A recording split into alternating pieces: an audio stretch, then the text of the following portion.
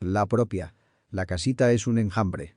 Enjalbegadas con cal las chatas paredes del amplio corredor y adornadas con vivos azules las anchas ventanas que dan luz a la espaciosa sala. En una de las esquinas de aquel, un mocetón robusto, cubierto de sudor y polvo, no da punto de reposo al manubrio del campeón, que avienta y clasifica el café con sonidos de cascada que fingen los granos al revolverse entre el cilindro espiral de la criba de alambre, y con mugidos de huracán que imitan las paletas que lanzan al aire, como columnas de humo amarillento, la cascarilla que los rayos del sol desprendieron del aromoso grano y que, arremolinada por el viento del aparato, va formando en el costado de la casa un montículo dorado. A lo largo de las paredes del corredor están las escogedoras apartando con primor los granos negros y quebrados sobre las lisas tablas de las mesas y dejando caer por las tolvas los granos limpios y parejos que van llenando, puñado a puñado, sacos panzudos. No paran las manos, ora persiguiendo el negro, ora entresacando el pedazo, apartando los palillos, expulgando los terroncitos y las piedrecillas y empujando con el filo de la mano y el desnudo brazo el montón de los escogidos, mas tampoco paran los ojos ni las lenguas. Aquellos para miradas de envidia a las afanosas, para guiños a los peones de acarreo, que con sus delantales de gangoche amarrados a la cintura, llenan las mesas o recogen y cambian los sacos. Estas para la charla salerosa, el chiste picante, la relación de la aventura pasada o para el secreto de los proyectos de la venidera. La morena regordeta del rincón canturrea la última polca escuchada a la filarmonía de la villa, la negrilla refiere a la vieja zarrapastrosa, su vecina, un cuento de espanto. La vieja estruja trabajosamente con las recias encías un grano caracolillo, a la par que, babosamente chupa un chircagre resistido. Un grupo de cholillas alborota entre carcajadas que les remueven las flácidas panzas, celebrando la torta que les refiere una rubia descolorida y pecosa, con cara de candela derretida. Y allá en el extremo, en mesa aparte, un pedazo de cielo tropical como solo en esta tierra bendita se ven y como solo este suelo los produce. Una muchacha de 15 años, alta, flexible como rama de guayabo, de carnes firmes como el guayacán, de ojos y pelo negrísimos como el huiscoyol, de dientes parejos, blancos, pequeñitos, como granitos de elote tierno, morena con el tinte del cobre viejo y con la eterna y provocadora sonrisa en los carnosos labios de pitahaya, y una gracia, un contoneo y un palpitar de pasiones ardorosas cabrilleando en las húmedas pupilas, ensanchando las ventanillas de la nariz, vibrando en el turgente seno. Es María Engracia, la guaria de Escazú, el macito de muestra de aquella villa famosa por sus muchachas galanas. En la sala, ñor Juliano Conitrillo, el dueño del beneficio y del cafetal y del cerco y del potrero y de la bueyada y de las sacas de leña y del trapiche del bajo y del cañal que lo rodea y del potro azulejo que en el caedizo se regodea con su buen cajón de pasto picada, atiende a la delicada tarea de la pesa de los sacos llenos, a la costura que sus hijos Bernabé y Zoila desempeñan y a la marca que Micaela su mujer les planta orgullosa con la lámina perforada J o London y la brocha untada de negrísimo betún. Ñor Julián, cholote panzudo, peliparado, afeitado de barba y boca, con camisa gris de lana, pañuelo de seda arrollado al pescuezo robusto de toro, banda de redecilla que ciñe por bajo del vientre el calzón pardo de casimir y calzado con zapatos burdos de becerro amarillos. Cuenta 48 años y es gamonal y tagarote de peso en todo el cantón, en donde en lo administrativo es munícipe del ilustre ayuntamiento, en lo religioso, vicepresidente de la Junta de Edificación del nuevo templo, y en lo político, es nada menos que presidente honorario del gran partido progresista que trabaja por la candidatura presidencial del eximio coronel don Torcuato Morúa. Ña Micaela, como de 35 años, flaca, enfermiza, avejentada por el trabajo rudísimo de la piedra y de la batea en sus 18 años de matrimonio. Bernabé, de 17 años por el estilo del Tata, y Zoila de 15 con cara bonita y expresiva, pero de cuerpecillo enclenque y desmedrado. Los mocetones alzan en vilo, con un vigoroso empuje de caderas, los sacos repletos y se los encajan en la membruda espalda y encorvados y haciendo resonar en el duro suelo sus talones de hierro, van tirando la carga en las carretas que el bueyero acomoda. Pela un muchacho con su afilado colis las sabrosas cañas y partiéndolas en cabos, las ataruga en los hocicos de los bueyes, ya ocupados con el verde cojollo cuyas colas tiemblan a cada magullón de las poderosas quijadas y por cuyas hojas ásperas y cortantes corre la babosa espuma en hilos mucilaginosos, en tanto que las tenaces moscas saltan de las húmedas narices a los ojos y de los ojos a los lomos, de donde las espanta el colazo siempre tardo o las ahuyenta la vibración del músculo bajo el elástico pellejo del sufrido bruto. De cuando en cuando, un cinchazo cruza la cerdosa barriga de un marrano que arrebata un trozo de caña y el ratero salta chillando y se zambulle entre el fango de la paja de agua, en donde gruñendo mastica la dulce presa y la convierte en amarilla estopa. Allá a lo lejos aguija otra yunta un chiquillo, a horcajadas en el volador, y las macizas ruedas de piedra pasan y repasan machacando el café y desprendiendo la cáscara, en la trilla circular. Como granizada resuena en el patio el café que los peones remueven con palas de madera, unos extendiendo el mojado, otros volteando el que está a medio palo, otros amontonando el seco. Por todas partes el sol de febrero, rojo como cara de borracho, quemante abrasador, llenando de vida exuberante a la campiña, dorando la lejana loma, resecando la tierra desnuda, achicharrando los jarales, despellejando los troncos de los árboles viejos, metiendo sus rayos, como hojas de machete nuevo, entre las breñas y fingiendo relucientes monedas de oro en la fina grama de la espesura. Ese sol que es nuestra gloria, sol tico, amigo nuestro, el gran peón sin salario, que vigoriza el cafeto, barniza la hoja, hinche de miel la roja cereza, seca el abejón, rasga la cascarilla, colora el pergamino, azulea el grano y, el aroma le da, que en los festines la fiebre insana templará al ico. Mucho le gusta a ñor Julián, pero mucho, la tal María en gracia.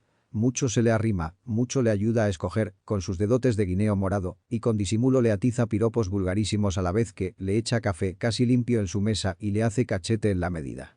Todos lo notan. La rubia descolorida ya se lo hizo ver a las cholas, una de estas al mocetón del aventador, a un arriero. Ña Micaela no las tiene todas consigo, pero teme tanto la brutalidad del padrote, que a nada se atreve. Ya una vez, reuniendo toda su energía, le dijo: Julián, podías dejar quieta a Engracia, y vos podías estar en lo que estás y dejarte de fisgonear lo que no te importa. Y la infeliz mujer masca sus celos junto con sus rezos, haciendo promesas al santo patrono del pueblo, que en pintarrajeado camarín de hoja de lata brilla entre clavelones en el testero de la sala, o ya cuando el retorcido corazón se le sube a la garganta y allí se le anuda y va a deshacerse en copioso llanto, se levanta presurosa con el pretexto de encandilar el fogón de la cocina y allí desahoga a solas sus angustias y a su regreso se queja en alta voz del humo corrosivo de los tizones que enchilan los ojos. Y de ahí, te resolves, susurra ñor Julián casi al oído de María en gracia. Hable usted con mamá, contesta la morenilla ruborizada. Bueno, avísale que esta noche iré. El sátiro se retira y finge inspeccionar la yunta de mansos pailetas que el muchacho está cojollando. ¿Verdad, ñor Julián, que al güey viejo le gusta el cojollo tierno? Insinúa el chacalín con sorna. El gamonal coge al vuelo la puya, enrojece de cólera y con un abreviá mocoso, da por terminado el incidente. La madre de María en gracia no se hizo de rogar mucho. Fingió al principio grandísima indignación que fue paulatinamente, disminuyendo a la par que fueron en aumento las ofertas del padrote. 6 onzas para entejar el rancho, un rebozo de seda de los atorzalados y una cerda parida desvanecieron los escrúpulos de la otra marrana y dieron por cerrado el infame trato. Ñor Julián se adueñó de la vendida fortaleza.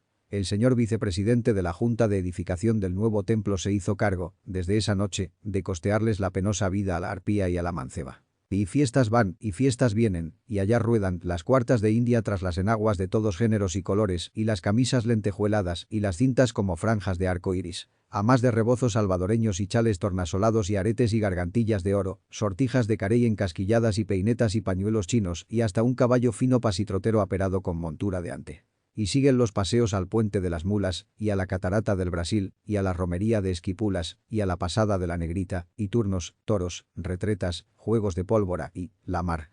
El viejo estaba embobado en la conquista y ésta le chupaba la sangre y los reales con vigor de tromba marina. Solo una idea bullía en el encandilado cerebro de ñor Julián. Dale gusto a la engracia y solo un sentimiento en el corazón de la muchacha. Sacarle los reales a ñor Julián y ambos cumplían a maravilla sus propósitos. Pasaron así 3 años. Los lachures ya no querían hacerle más adelantos a ñor Julián. El partido progresista había sido derrotado en las elecciones y el coronel Morúa había muerto de despecho. El precio del café no daba ni para la cogida. La garrapata se llevaba las reses dundas. El gobierno rehusaba recibir dulce de los que habían sido contrarios. Y el chapulín había arrasado milpas y frijolares.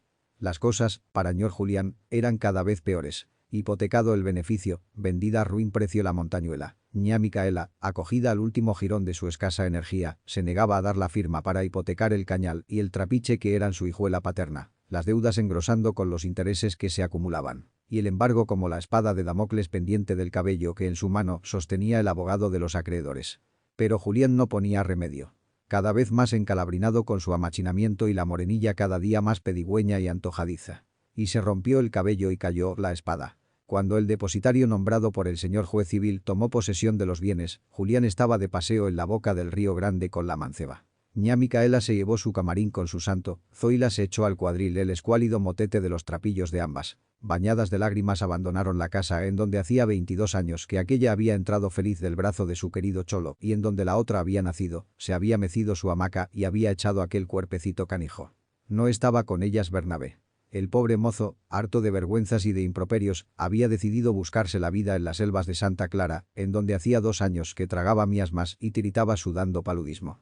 La negativa de ña Micaela dejaba libre el trapiche y el cañal, pero Julián se había hecho gato bravo con ellos y los explotaba con el descuido de quien no los quiere porque no son suyos. Allá en la boca hubo amagos de tempestad. Ñor Julián, siempre celoso con su adorado tormento, notó que María Engracia no miraba con malos ojos a Aureliano, mandador de las fincas de don Leoncio, mozo apuesto y pendenciero, gastador y rumboso, tocador de vihuela y echador de coplas. De las explicaciones resultó el mocito ser primo segundo de la hembra, por parte de madre, y que la morenilla había sido sacada de pila por el mismísimo padrino a quien Aureliano rezaba el bendito. A pelo quemado o cosa parecida le olieron los parentescos de consanguinidad y espirituales al taimado viejo y, como a él nadie se le enredaba entre las patas, al rayar la luna voló con su presa y ya el sol principiaba a asarles la cara cuando se apearon a sestear en los nances. Lo que el viejo decía a la chiquilla, con hartos ademanes y visajes. «Mira, si no me cuelga el huecho». Y se pasaba el filo de la ceniza manota a raíz del robusto pescuezo. «¿Pero de dónde saca?», murmuraba Engracia. «Cállate, pava. Lo que es en otra ensebate vos, y que ese fantasioso se encomiende a las ánimas».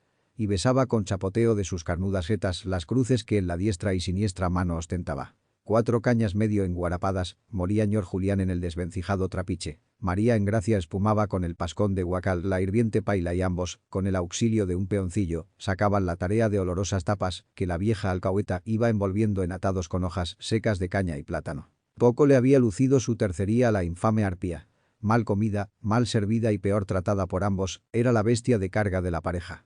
Ella aguijaba a la desmedrada yunta que movía las pesadas masas del trapiche, ella atendía al hacinamiento del bagazo, ella arrastraba penosamente los pesados troncos con que atizaba la hornilla, ella acarreaba baldes de agua para mojar los moles, ella espantaba los chanchos, que por comerse las cachazas amenazaban destruirlo todo, ella cocinaba, ella lavaba. Ella molía el maíz y cuando al final de un día de morida iba a descansar sus huesos y su pellejo, servíale de cama un camastro de varillas con un cuero seco por toda estera y un cobo andrajoso por toda cobija.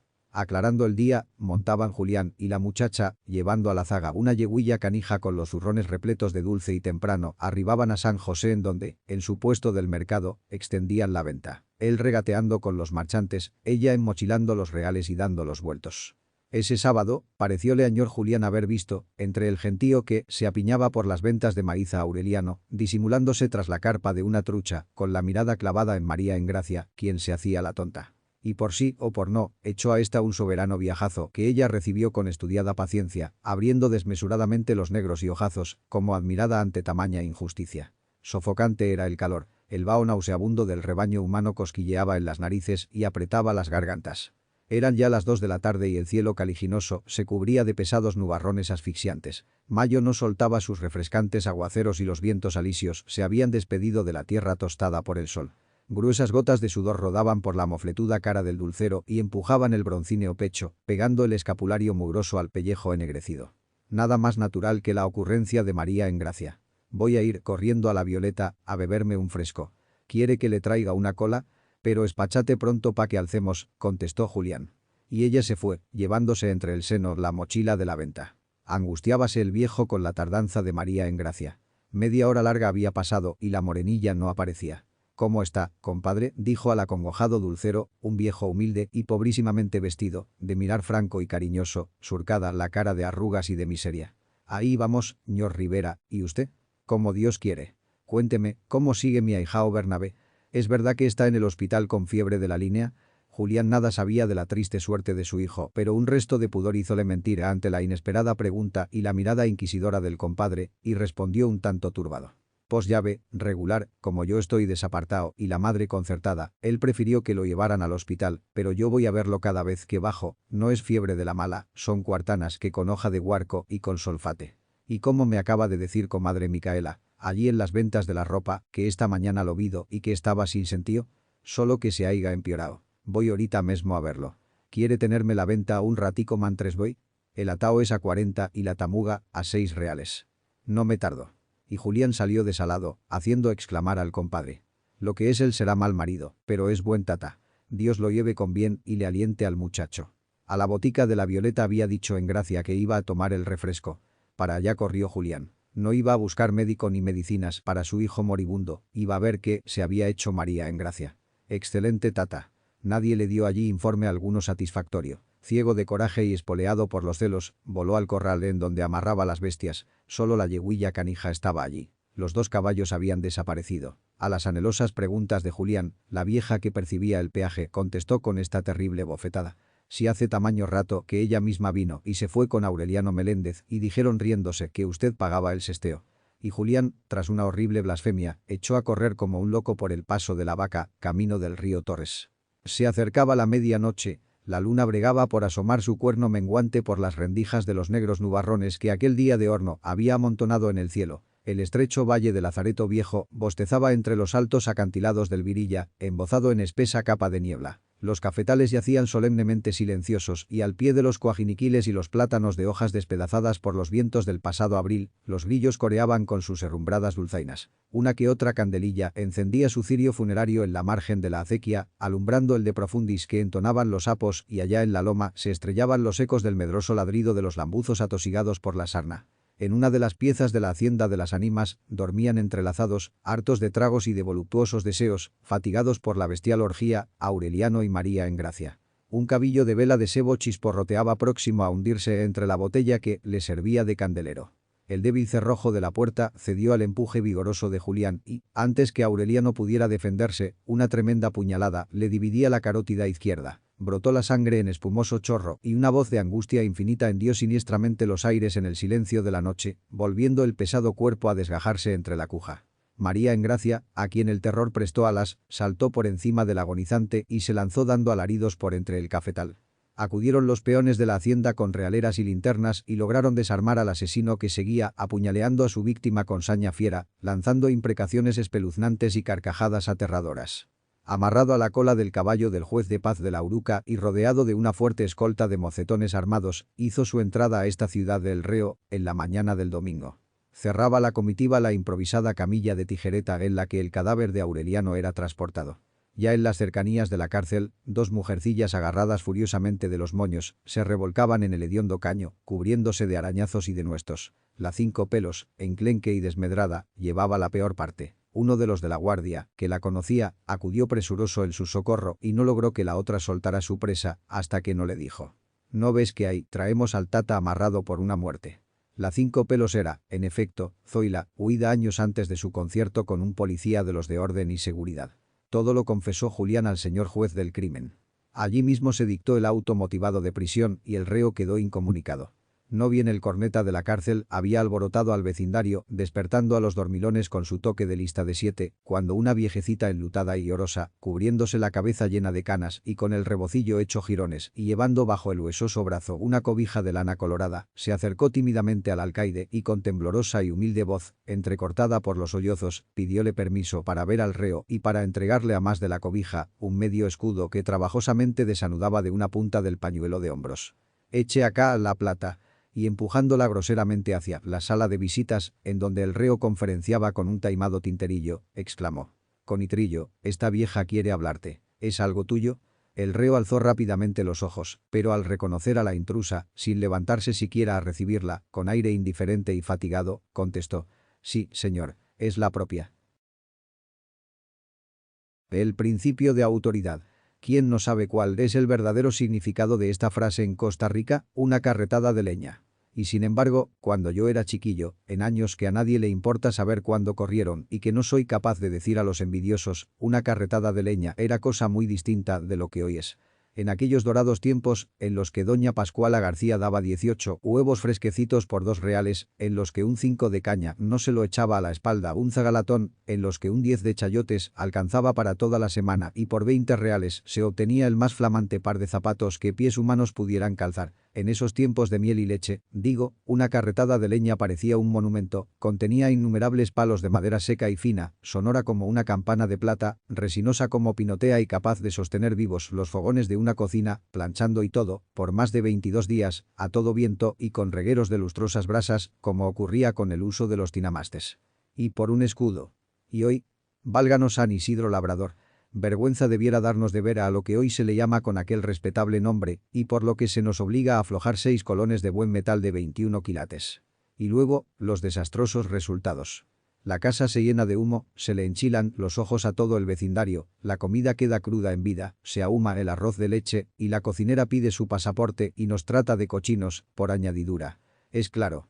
Al madero negro, al guayabo, al guachipelín, al huesillo, al aguacate y a otras 20 maderas quemadoras y decentes, secas y timbradas, han venido a sustituir el guarumo, el huitite, el targuá blanco y hasta el jocote, sin contar el poro verde y el itabo, llorones, chorreando agua, que al lamido de la efímera llama de los colochos y de las astillas responden con un horroroso humarasco y un espumeo desconsolador, se ennegrecen como si los embarnizaran con pavesa y se convierten en destiladeras de zumo acre que se come las cocinas de hierro, y luego el tamaño de la carretada.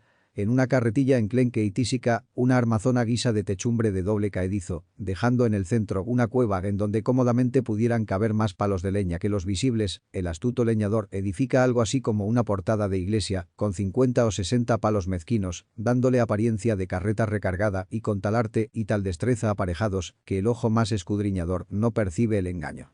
Naturalmente con tales palos y tal suma de ellos, si secos, habrá lumbre por una semana, si mojados, habrá humo y oriqueos per saecula saeculorum, salvo que un baúl desvencijado, una tijereta desfondada o un par de cajones de pino acudan en ayuda de la cocinera. ¿Quién no ha sido víctima consuetudinaria de esa pública calamidad a la que debieran volver los ojos llorosos nuestras autoridades?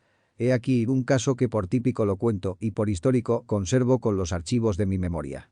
La criada de adentro, llamada así porque justamente son las que más tiempo pasan afuera, salió muy de mañana a atravesar una buena carretada de leña a la entrada del laberinto y con ella, el par de terneros que la arrastraban y el bueyero, volvió triunfante como a las 9 de una mañana cenicienta de temporal cerrado.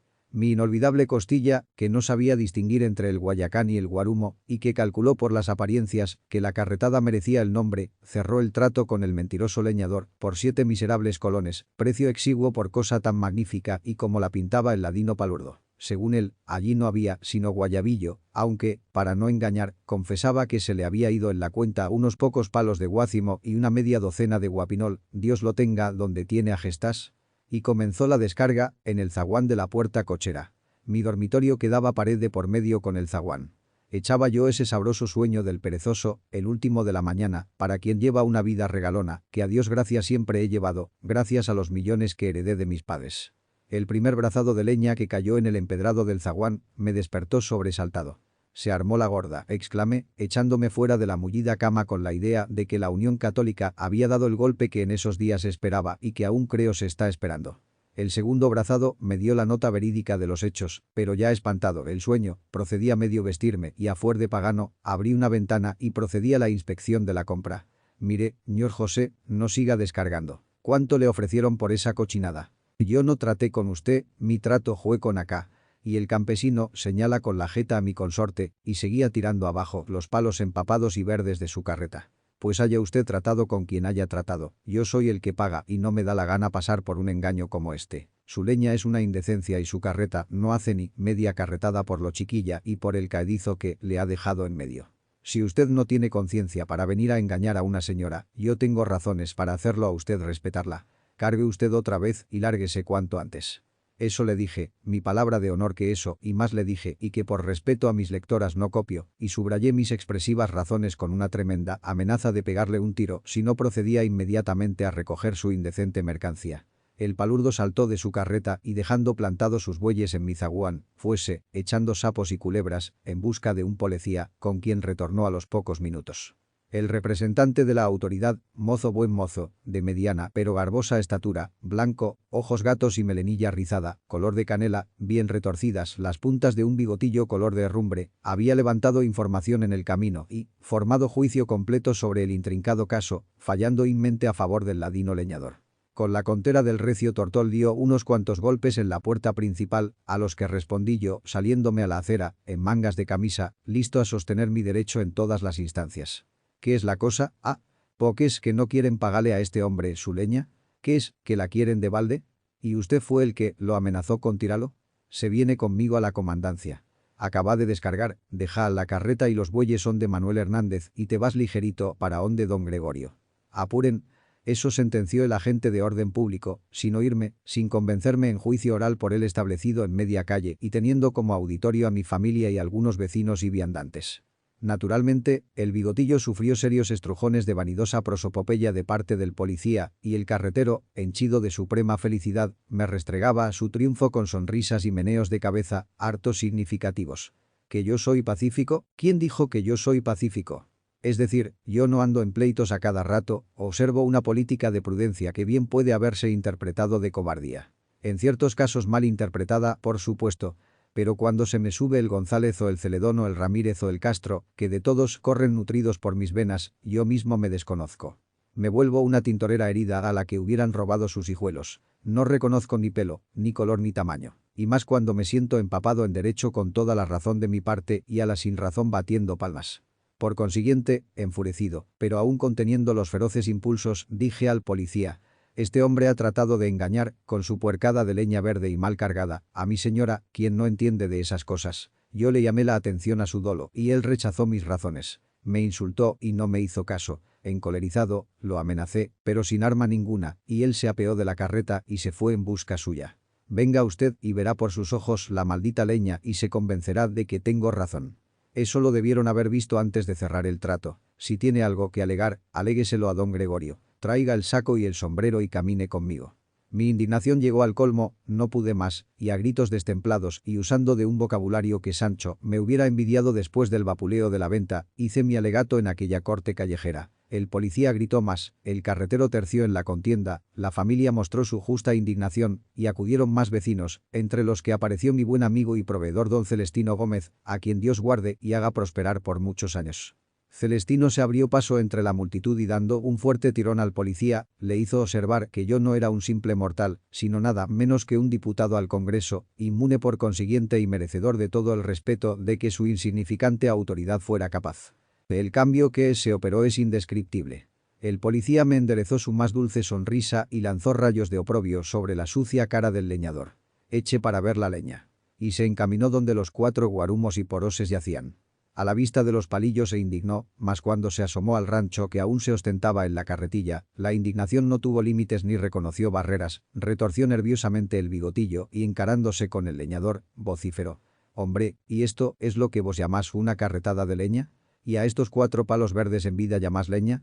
Debía caérsete la cara de vergüenza antes de resolverte a venir a la ciudad a engañar a las señoras. ¿Y por esa cochinada querés que te paguen 7 colones? 7 años de presidio te habían de encajar por mala fe y por chacho. Hombre, pues ¿qué es lo que vos te estás pensando? Abrevia a cargar esas calillas y venite conmigo. Es ya». Y volviendo a mí su faz augusta en tono quejumbroso y de altísimo respeto: «Me hace el favor de dispensarme, pero yo no sabía que usted era, es decir, no sabía cómo era la leña y no me habían dado tiempo de ver el rancho. Va usted a ver lo que le va a pasar a ese concho mala fe, no le van a quedar ganas de volver a vender porquerías». Y, efectivamente, 10 minutos más tarde, se llevó al cara sucia con su yunta de terneros enclenques y su carretilla desvencijada, en donde campeaban en toda su verdura los guarumos, los poroses y los inocuavos asegurados contra incendio. Celestino Gómez, mi señora y yo, quedamos en la puerta de mi casa discurriendo acerca de un tema encantador: el principio de autoridad. El mozotillo de Pochet, New York, agosto de 1913. Señor don Tobías Zúñiga Castro, San José de Costa Rica, mi querido Tobías. Y va de cuento. A raíz de la muerte del inolvidable Pochet, la familia, agradecida conmigo por lo poco que por él hice en su última enfermedad y entierro, me obsequió un mozotillo admirable que había pertenecido a don Eduardo. Lo conservé por unos meses, hasta que mi mamá y mis chiquillas se vinieron para Nueva York. Lo mandé con ellas para que les recordara la patria ausente y para admiración de cuantos le escucharan. Cuando llegó a Nueva York y fue instalado en jaula nueva en la ventana del comedor en casa de Marcelina, en Bensonhurst, cantaba con la robusta voz de la juventud, tenía cerca de 3 años de edad. Pasaron años y el insigne mozotillo trinaba cada vez con mayor dulzura, pero cada vez con menor aliento. Acabó, al cabo de los 7 años cumplidos, por no cantar más, pero con un apego entrañable a los huesos y el pellejo y las 4 plumas erizas que le quedaban. Una tarde calurosa, al entrar al comedor, me acerqué a la jaula de Pochet y al mirarlo hecho una bola de pelillo gris, acongojado y compungido, caídas las alas que fueron su orgullo, cenicienta la capa de azabache y desteñido el pecho de oro que fueron sus preciadas galas, mudas las cuerdas de su lira de cristal, sentí tristeza y lástima y quise levantarlo de su nostalgia. Lo saqué de su jaula, lo paré en la enredadera de rosas que bordeaban la ventana y, escondiéndome entre las cortinas de verdura que cubrían los muros, imité el silbido dulce y cadencioso de los mozotillos. Al oír aquel silbido, el pajarito se estremeció, sacudió las desplumadas alas, se irguió gallardo como en sus mejores años y cantó esforzándose en imitar los gorgoritos de antaño. Pasaron por su imaginación, en confuso tropel, las memorias de sus días de encantadora libertad, cuando en la movediza rama del cafeto en flor, llamaba con trino acariciador a su mozotilla, que picoteaba las semillas de la setilla al pie del rugoso tronco de poro. El rayo de sol acuchillaba los rosales, se le antojó saeta vibradora de nuestro sol tropical, el chorro de la regadora en el jardín era para él el murmullo del ojito de agua que brota allá entre las peñas, del ripio de nuestras quebradas. Y sus ojos velados por las nubes de los años, tomaron el cielo de plomo de estas latitudes por aquel trozo de zafiro que es nuestro cielo. Y cantó sin descanso, recorriendo la escala de su canto toda la gama de su vieja garganta, con infinita ternura, con trémula melodía, con arpegios de ruego, con fugas de súplicas, como canta el indio colombiano las nostalgias de su raza al son del gracioso tiple, como el guajiro canta al pie de las palmeras sus inimitables quebrantos, como el árabe andaluz arranca de su garganta los hondos quejíos de sus oleaes. Y cuando la hembra de sus ensueños no llegó a posarse a su lado, ni lo llamó, escondida entre las hebras de la perfumada grama, ni le batió las alas, meciéndose en la vena de la amplísima hoja de guineo, cuando comprendió que todo había sido un sueño, una cruel ilusión, un nuevo desengaño, cesó su canto, ocultó la cabecita calva debajo del arranque de una ala y volvió a pelotonarse, indiferente a cuanto a su lado pudiera pasar. 2 días después había muerto. ¿Lo mató la inmensa alegría de aquel momento o la infinita tristeza del desengaño? No, no lo sé, tal vez ambas cosas, que matan o hacen vivir eternidades, según la sensibilidad del sujeto que las recibe. Pues bien, querido amigo, ese es mi cuento o mi historia. El pajarito de mi relato tú lo conoces. Tuvo sus días de gloria, sus auroras interminables, de constante trinar, sus aventuras entre los jarales de la quebrada y sus harturas de dicha allá en la tierra de los poroses, de los guineos y de los cafetos en flor. Hoy vive en jaula nueva, sus comederos limpísimos están llenos del mejor alpiste y del navillo más fino. 3 lindas muchachas lo acarician, le cambian el agua, lo asolean con sus gracias y sus cuidados. Pero no puede moverse en el estrecho enrejado de su jaula y le hacen mucha falta su sol, sus campos, sus montañas, sus chamarascas y más que nada, los otros mozotillos, machos y hembras, con los cuales pasó los años dorados de su existencia, y aun los setilleros, agüíos, soterrés, yigüirros, monjes, caciques, picudos, jilgueros, naranjeros, tijos, chinchiviríes, bobos, tucanes y humildísimos comemaíces que con él revoloteaban en los higuerones de la plaza principal, en las moreras de la iglesia protestante, en los guineos de don Ezequiel Herrera y en las matas de azul del solar de Cholita, y antes que me pase lo que al Pochet de mi historia, he decidido ir a mi tierra, a verla otra vez, a canturrear allá de nuevo siquiera por un par de semanas, con mis 3 mozotillas, a las que dejaré por mayor tiempo.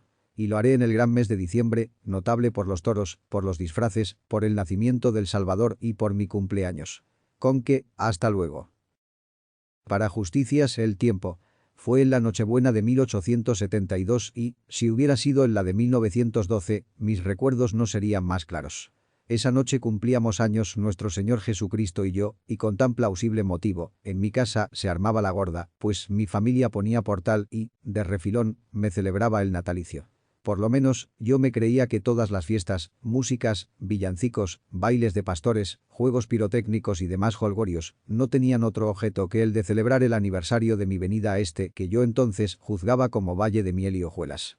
Además, acababa yo de laurearme de doctor en cartilla y doctrina cristiana, algo así como in utroque jure, en la jamás bien ponderada y recordada Escuela de Primeras Letras de doña Eusebia Quirós, precursora de Froebel y de todos los kindergartens. De modo que mi cumpleaños, la terminación de mi carrera primaria y la coincidencia de ser Nochebuena vinieron a presentar excusa para inusitadas alaracas. No sé si fue con motivo de tales acontecimientos, pero es el caso que, para esa noche, se anunciaba la inauguración en la plaza principal del circo Ciarini. Ciarini lo llamaba la historia, el primero que llegaba a Costa Rica con leones, tigres y cebras, el primero que nos hacía el grandísimo honor de presentarnos el gran salto Leotard, y el primero que nos distinguía con las desternillantes gracejadas de un clown, envidia de arlequines y payasos en el universo entero. Así lo decían los grandes cartelones que ostentaban sus brillantes colorines en todas las esquinas, hasta en la de mi casa, en donde un furibundo tigre de Bengala, azotado por un hermoso gladiador romano, saltaba por entre un aro de llamas, que a gran altura sostenía una gladiadora romana, en tanto que, montados en el lomo de un leonazo de Numidia, hacían ejercicio unos gladiadorcitos, también romanos. De fondos andaba yo sumamente escaso. La entrada a gradería, para esa función de circo, para niños menores de 10 años, 50 centavos. Para adultos, 1 peso. Eso costaba. Yo era niño menor de 10 años, pero no tenía la menor idea de lo que era ser adulto, y como al torcido todas se le hacen, nada de extraño tendría que fuera yo a resultar adulto, justamente cuando menos necesitaba serlo. Había que poner en claro ese punto interesantísimo, antes de echarse por el mundo en busca de los reales para la entrada. Afortunadamente, Juan Castro, viejo soldado del 56 y encalador y oficial de mi morada, me sacó de la tremenda duda.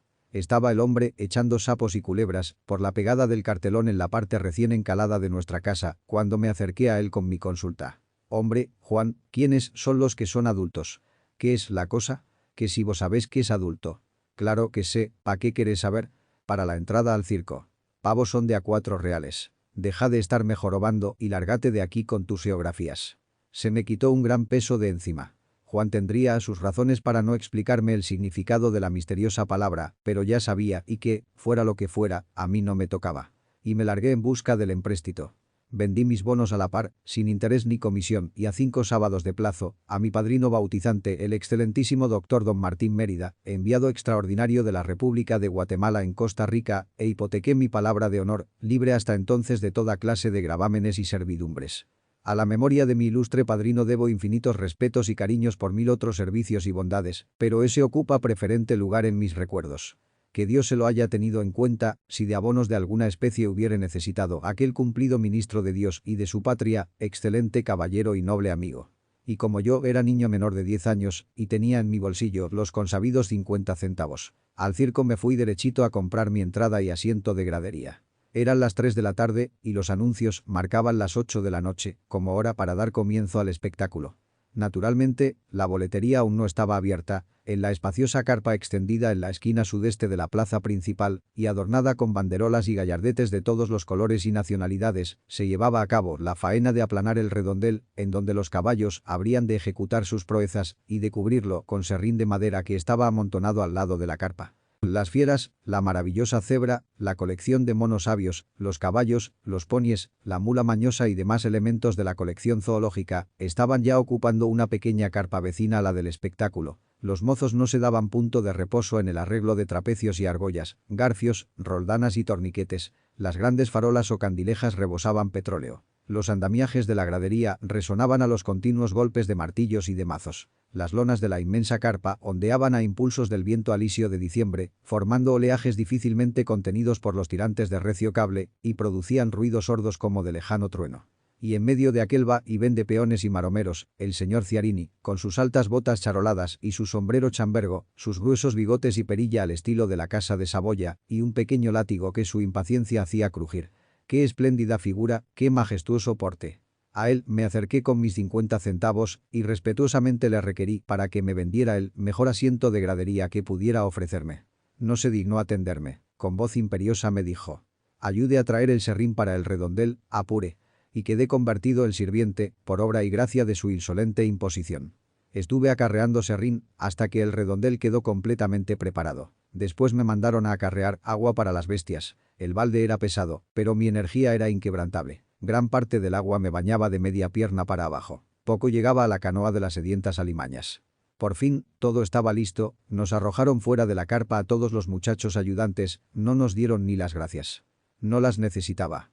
Yo había tenido el honor de conocer al señor Ciarini. Había visto al clown y hasta le había ido a comprar un real de tabacos. Había estado a 5 pasos de distancia de la jaula del león y a 6 o 7 de la de los tigres. Había visto la cebra y hasta había presenciado el acto de pintarla o repintarla con nitrato de pata que manchaba los dedos de negro que ni el mejor jabón podía disolver. Todo lo había visto, observado, catalogado. Era el más feliz de los niños menores de 10 años que encerraba la tranquila ciudad de San José de Costa Rica en el mes de diciembre de 1872. Esperé, cercano a la Candileja, a que abrieran la boletería. Compré el primer boleto y corrí con él a casa a lavarme, a peinarme, a sacudirme para volver sin demora a escoger puesto en la gradería y situarme en el punto más conveniente para gozar de todas las peripecias del espectáculo. No quise comer, al diablo con el apetito. Lo imperioso era el circo y a él regresé sin demora. Aún hube de esperar a que la policía, los serenos, llegaran a ocupar sus puestos de vigilantes. Nadie me arrancaba de la cuerda que sujetaba la cortina de la puerta de entrada, por fin.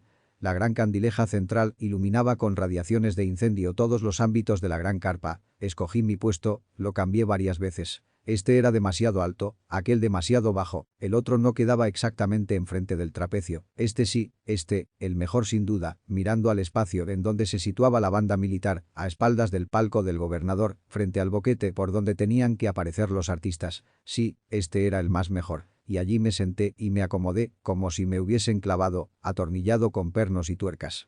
Fue llegando toda la gente, primero por parejas, luego por grupos, más tarde por montones, y se llenaron las galerías, los palcos, los pasillos. No había en dónde echar un alfiler. El gobernador don Mateo Mora, con su secretario y el fiscal, y muchos otros señorones, y señoras con crinolinas y vuelos, y bucles y peinetones, y la banda tocando sus mejores y más incitantes pasos dobles, y los chiquillos vendiendo confites y distribuyendo programas, y el león rugiendo en su jaula, y los tigres maullando como inmensísimos gatos, y los monos chillando, y yo en la gloria. Sí, señores, en la gloria, como yo me figuraba la que en el catecismo de Ripalda se promete a los buenos, a los justos, a los inocentes. De uno de los grupos tardíos que buscó acomodo del lado en donde estaba mi asiento, se desprendió un hombre como de unos 25 años, pequeño de estatura, macizo, pelo rizado, ojos azules, barba y bigotes rojizos. Recorrió con la mirada la galería y al divisarme se vino derecho a mí, abriéndose campo por entre la apiñada muchedumbre que ocupaba las gradas inferiores. Me tomó bruscamente la muñeca y colocó el dedo del corazón sobre la arteria de mi puño. «Chiquito, ¿qué es lo que usted tiene?», me dijo con aire de gran preocupación. «Nada, señor, yo no tengo nada». Me pasó la mano izquierda por la frente y me dijo: «Usted tiene una gran calentura, ¿dónde vive usted?». «A 2 cuadras de aquí, esquina opuesta al seminario». «Pues hijito, corra a su casa a que le hagan algo, porque usted está muy enfermo, corra, yo le cuido el asiento». La excitación nerviosa en que yo me encontraba, la fatiga de los trabajos del día, el pequeño resfriado que la mojada de las piernas y pies me había ocasionado, y la falta de alimento durante las últimas 10 horas, unido a la seriedad con que aquel hombre me hablaba, me sugestionaron al extremo de sentirme acalenturado. Puse toda mi confianza en mi improvisado protector, le entregué mi asiento y salí escapado para casa a que me hicieran algo, con la esperanza de volver inmediatamente, sin perder ni siquiera la primera parte del programa. A casa llegué desalado. Acudí a mi abuela, que era nuestro médico de cabecera, expúsele mi querella, contéle las circunstancias y rióse de mi simplicidad. «¿No tengo calentura?». Y como el hombre me dijo: «No sea bobo, hijito, vuélvase al circo». Ese hombre, lo que quería era quitarle su asiento. Ármele un escándalo, pero no lo deje que se lo quite. 1000 rayos y 1000 millones de centellas. Lo que es ese pelo colorado no se ríe de mí. Al circo volví, lleno de indignación, rabioso, herido en lo más íntimo de mi alma de niño menor de 10 años. Cuando el hombrecillo me vio acercarme, soltó una carcajada que aún resuena en mis oídos. Atropellé a los espectadores, me escurrí entre las gradas y llegué hasta mi hombre. «Deme mi asiento». «¿Cuál asiento?». «No venga a molestar. Que me dé mi lugar, viejo mentiroso».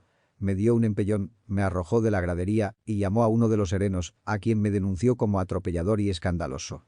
El policía no oyó mi alegato, me amenazó con echarme fuera de la carpa si no me sosegaba. Los circunstantes, empeñados en escuchar las gracejadas del gran clown, me ordenaron callar. Comprendí que estaba perdido si pedía que se me hiciera justicia. De nada me valía mi personal amistad con el señor Ciarini. El cielo me había abandonado.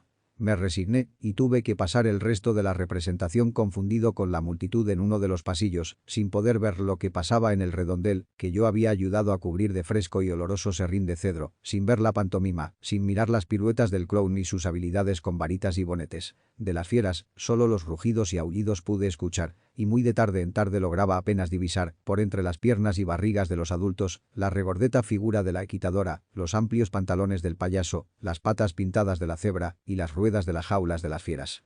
Solo el salto leotard vi, allá en el aire, a prodigiosa altura. El maromero que lo dio se meció por largo rato en un trapecio. Otro maromero colgaba de las corvas, de un par de argollas pendientes del techo. El saltador soltó el trapecio, hizo un giro gracioso en el espacio y cayó en los brazos del otro, sin sacudimiento, sin precipitación. Bajó por una cuerda al redondel. Le perdí de vista. El público aplaudió frenéticamente. Mi hombre, mi pelirrojo, el grandísimo mentiroso que me había arrebatado mi asiento y me había engañado y maltratado, reía, aplaudía, gozaba inmensamente, tanto más que todo el resto del público. Me sorprendió que gozara, pues yo creía que todos los hombres tenían conciencia. Así lo dice el catecismo de Ripalda. Está equivocado. A mi vuelta a casa, nada dije. A quienes me preguntaron por la función del circo, les hice fantásticas descripciones de cuanto había visto y exageradas apreciaciones del gran salto. Oculté mi humillación y a nadie confié mi inmenso quebranto. Cuando llegó la hora de los cánticos y de los villancicos al Niño Dios, todos los muchachos nos acercamos al portal y entonamos con los viejos nuestras salutaciones al Salvador del mundo. Al final, se rezaba un rosario acompañado de músicas y pólvora, y en una de las partes de este se hacía la petición, se presentaba verbal o mentalmente la solicitud a Dios de los favores deseados, de las necesidades satisfechas, de los perdones merecidos. De entonces me acordé de que hay un Dios de justicia, un Señor de todo lo creado, todopoderoso, para quien todos los pelicolorados del universo, todos los serenos y policías de la tierra, todos los que se burlan del dolor de los niños menores de 10 años, son como el polvo del camino arrebatado por el viento, como la hoja seca deshecha por la tempestad, como la nube herida por el rayo. Y a ese Dios y Señor le pedí justicia para ese mismo instante, para el día de mañana, para dentro de muchos años, pero justicia. Y siguió la fiesta y la cena de tamales olorosos, y el baile, y, por fin, el sueño, aliviador de todos los pesares. Era el año 1896, 24 años más tarde. Entre varios documentos de plazo muy vencido y escrituras hipotecarias que debían ejecutarse, otorgadas a favor de mis poderdantes, los señores William Le Lacheurson, de Londres, campaba en mi escritorio la de un tal Perico de los Palotes, a quien llamé a mi oficina para que me hiciera proposiciones para evitar el remate de su finca. El día señalado en mi citación apareció el sujeto. Le reconocí en el acto. Los 24 años no habían borrado sus facciones, no habían cambiado su fisonomía. La misma cabeza rizada, los mismos ojos azules, la misma barba de herrumbre salpicada de manchones blancuzcos, sucios. ¿Qué desea usted? Vengo a su llamamiento para ver si logro que me dé un respiro para el pago de mi hipoteca. Las cosechas han sido malas. El precio del café no paga las cogidas. Los animalillos no tienen pasto, porque los potreros están secos. Parece que me hubiera caído la maldición de Dios. Si me obliga al pago inmediato, habrá que rematar la finca y me deja en la calle. Si me espera, pagaré en un par de años, con intereses y gastos, y me salvo. ¿Qué me dice? Siéntese usted y hablemos. Su fisonomía no me es desconocida, me parece haberle visto a usted hace ya muchos años, y si mi memoria no me es infiel fue una noche, Nochebuena, cuando se inauguró en la plaza principal un circo, el de Ciarini. Estaba yo sentado en la gradería, y ¿qué memoria tiene usted? Yo apenas recuerdo eso muy vagamente, y solo me lo hace recordar el hecho de que habiendo llegado tarde y no encontrando acomodo, le metí un gran susto a un chiquillo pecosillo, a quien le hice creer que estaba muriéndose. El chiquillo se fue en un temblor para la casa, pero de seguro comprendió de camino el engaño, porque volvió hecho una furia, y armó una gran gritería por su asiento. Yo llamé a un policía, este lo retiró, y yo me quedé tranquilo. Vea, señor González, muchos circos han venido después con 1000 bullas y aparatos, con elefantes y jirafas y atletas y mojigangas, pero ninguno me ha hecho la impresión que ese de Ciarini en la noche de su estreno, mi palabra de honor. A mí me pasa exactamente lo mismo. Ninguno me ha impresionado tanto como ese, en esa noche. No tiene usted más que fijarse cómo me impresionaría cuando sepa que yo mismo, era y soy el chiquillo pecosillo a quien usted dio el gran susto, a quien usted robó su asiento y a quien usted, abusando de su tamaño y de su fuerza, de mi flaqueza y de mi insignificancia, arrojó a empellones de la gradería e hizo ultrajar por un policía no menos brutal e injusto que usted. Pero, hombre, ¿quién hubiera creído? Hemos terminado. Si dentro de 3 días no ha pagado usted su deuda, entablaré la ejecución sin ningún género de contemplaciones. Hombres que, como usted, son crueles con un niño, no merecen la compasión de Dios ni de los hombres. Puede usted retirarse. Hubo remate. Para justicias, el tiempo. La alegría del mal ajeno. En materia de habilidad lingüística de nuestras loras, bien conocida urbi et orbi y no disputada aún, comparable solamente con la facilidad característica de los polacos, tengo una anécdota que es, en mi humilde concepto, el arquetipo de los casos comprobados y que a la vez indica y establece con presunción juris tantum que nuestras loras piensan con igual maestría que repiten cuanto escuchan. Allá por los albores del siglo XIX y en una de las primeras casucas que se construyeron en la Villa Nueva de San José, hoy vanidosa capital de Costa Rica, vivía una buena viejecita llamada Mamita Antolina, madre del que más tarde llegó a ser jurisconsulto muy distinguido. Carecía la buenísima señora de bienes de fortuna y mantenía su hogar con el esfuerzo de su bien sentada inteligencia. Se dedicaba al comercio de cacao en grano y molido, aquel obtenido, ya de los cultivadores de la planta que en Matina. En urnas de coral cuajas la almendra que en la espumante jícara rebosa o del que muy de semestre en semestre acarreaban los ticos de las plantaciones de la vecina República de Nicaragua, y el molido iba brotando de la caliente piedra que Mamita Antolina manejaba con habilidad extremada y duro esfuerzo, recogido primorosamente en el talón de la limpia mano y moldeado con donaire con la punta del cuchillo y el índice de la mano izquierda sobre frescas y amplias hojas de plátano. Por varios años los indios de la Mosquitia habían dejado tranquilas las haciendas de Matina. El grano nicaragüense llegaba con mediana regularidad y el mercado se mantenía firme con tendencias a la baja debido a los grandes arribos, a la amenaza de futuras cosechas y a la escasez de la demanda. El caso es que el cacao en grano se vendía a 8 manos por un real, es decir, a 40 almendras por 12,5 centavos de los de las reales armas de don Fernando VII, que era la base de la moneda circulante.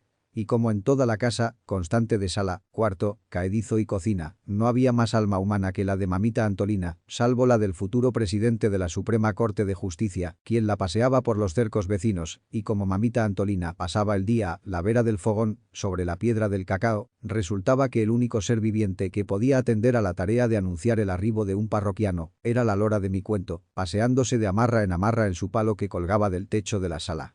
A fuerza de escuchar siempre el mismo diálogo, la lora retornaba al comprador su saludo de entrada y a la trillada pregunta de «¿A cómo tiene el cacao?», contestaba acto seguido. A 8, y Mamita Antolina, a cuyos oídos llegaba la voz chillona del animalucho, acudía presurosa a despachar al cliente. Era la rutina diaria y bien puede afirmarse que la lora ganaba a conciencia su panecillo empapado de oloroso chocolate y merecía con creces el cariño de su patrona y las alabanzas de propios y extraños.